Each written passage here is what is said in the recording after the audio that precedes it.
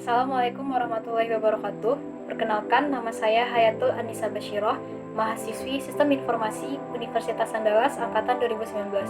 Di video kali ini, saya akan menjelaskan beberapa materi tentang induksi matematika, graf, dan rekursi, menggunakan metode menjawab soal. Di mana video saya buat ini juga sebagai bentuk tugas pengganti ujian akhir semester saya, mata kuliah Matematika Diskrit. Sekian perkenalan dari saya akan mulai menjelaskan materinya dan selamat menyaksikan. Ini adalah ketiga soal yang akan kita bahas dalam video kali ini. Soal yang pertama adalah jelaskan proses induksi matematika yang berlaku seperti efek domino seperti dijelaskan pada gambar berikut. Jadi induksi matematika itu sendiri dapat kita artikan sebagai bagian materi dari matematika, di mana di induksi matematika ini kita membuktikan kebenaran suatu pernyataan matematika untuk setiap nilai n yang diberikan. Lalu apa hubungannya dengan efek domino? Teman-teman pasti sudah tahu bagaimana efek domino itu bekerja. Jadi, jika kita ingin efek domino itu untuk bekerja, maka kita harus menyusun domino itu secara berurutan dalam satu baris. Jika kita susun secara berjauhan, tentu kita akan gagal dalam memperagakannya. Maka di sini efek domino ini menunjukkan bahwa setiap domino bisa menjatuhkan semua domino. Dan kita dapat melihat, bila domino bernomor K jatuh, maka domino bernomor K tambah 1 juga akan jatuh untuk setiap nilai K.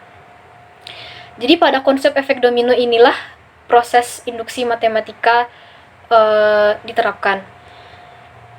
Untuk dimana dalam proses induksi matematika ini, dalam membuktikan kebenarannya itu kita akan melakukan 3 langkah atau 3 step. Yang pertama itu menentukan basis induksinya, di mana pernyataan tersebut berlaku, pernyataan yang diberikan akan benar ketika n adalah sama dengan nilai terendah yang diberikan n dalam pernyataan.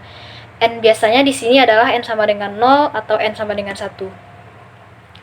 Kemudian langkah selanjutnya adalah langkah induksi.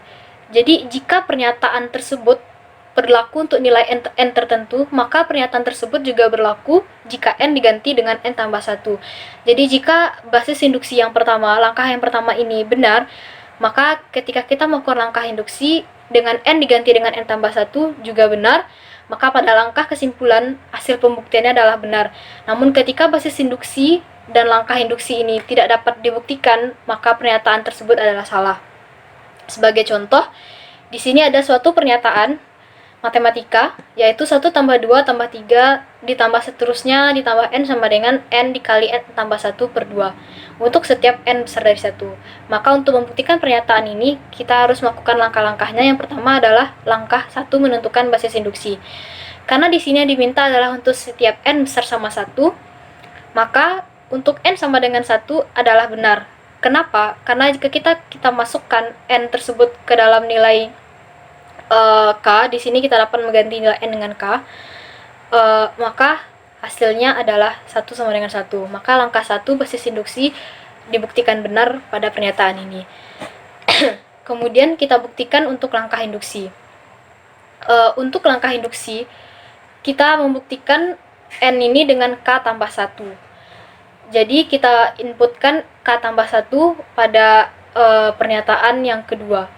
Maka dapat kita lihat persamaan ketiga sama dengan persamaan 2 dengan penambahan K tambah 1 pada persamaan 2. Jadi jika persamaan 2 ini benar, maka kita dapatkan persamaan K tambah 1 ditambah K tambah 2 per 2. Jika kita melakukan sedikit trik aljabar pada persamaan di atas, persamaan ini,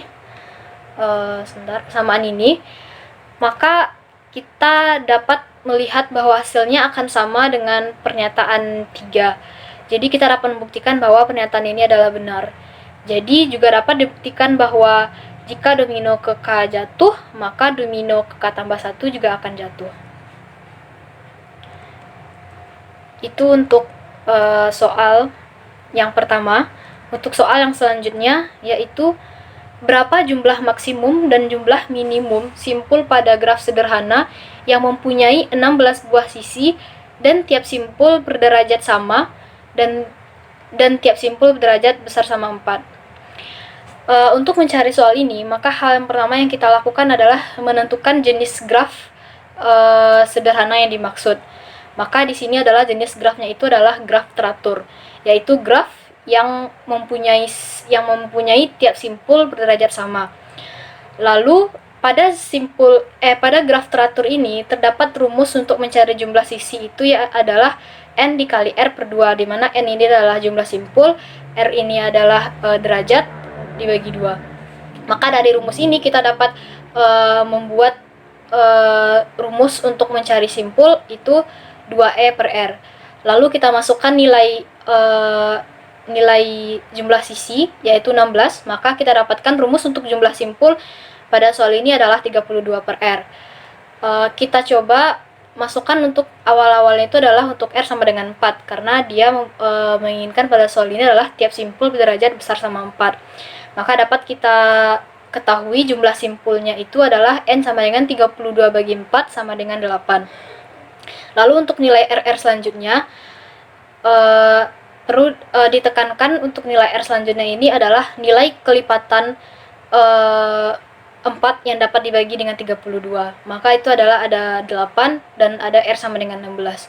Untuk R sama dengan 8, N-nya kita dapatkan sama dengan 4. Kenapa sini saya katakan untuk tidak mungkin?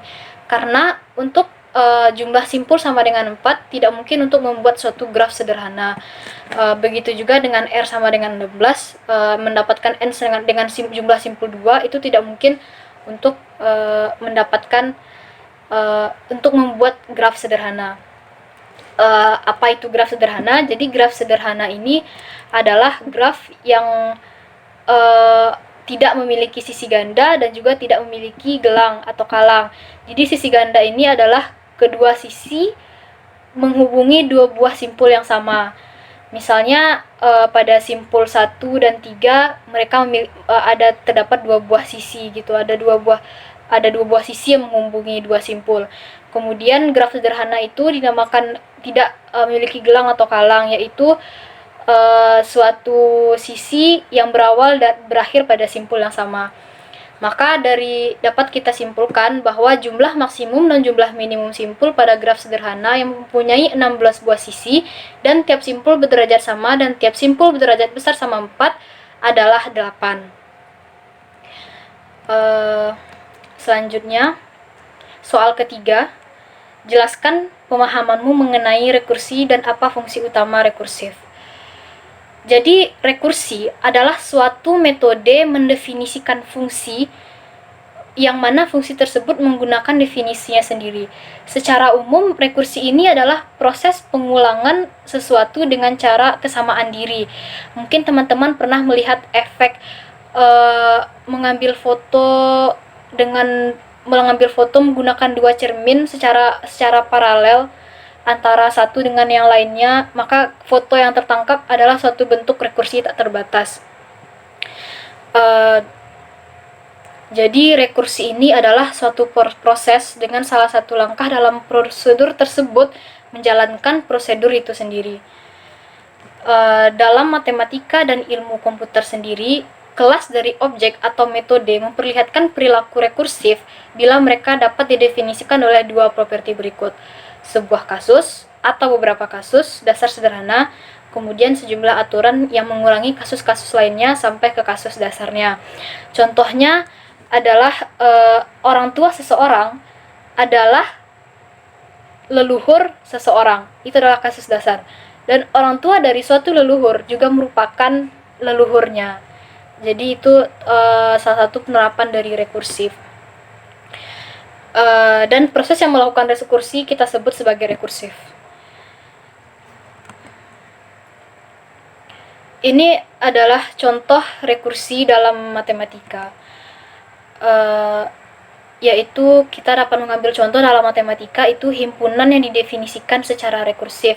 Misalnya himpunan bilangan asli, yaitu ketika 0 ada dalam n, jika n ada dalam n, maka n tambah 1 juga ada dalam n. Maka di sini kita sebut sebagai himpunan dari bilangan. Jadi himpunan dari bilangan asli adalah himpunan terkecil yang memenuhi dua properti sebelumnya. Untuk contoh rekursi dalam ilmu komputer, yaitu definisi dari fungsi faktorial dalam bahasa C. Ini adalah fungsinya. Dari fungsi ini dapat kita jelaskan bahwa fungsi tersebut memanggil dirinya sendiri secara rekursif terhadap versi input yang lebih kecil, n-1, dan mengalihkan hasil dari pemanggilan rekursif dengan n, dan pemanggilan sampai pada kasus dasar, sama analoginya dengan definisi matematika dan faktorial. Maka dari penjelasan saya tadi dapat kita simpulkan bahwa fungsi utama rekursif itu sendiri adalah untuk mendefinisikan suatu instansi tak terbatas menggunakan ekspresi terbatas, dengan beberapa instansi bisa merujuk ke instansi lainnya, tetapi dengan suatu cara sehingga tidak ada perulangan atau keterkaitan tak terbatas dapat terjadi. Baiklah, sekian penjelasan materi dari saya.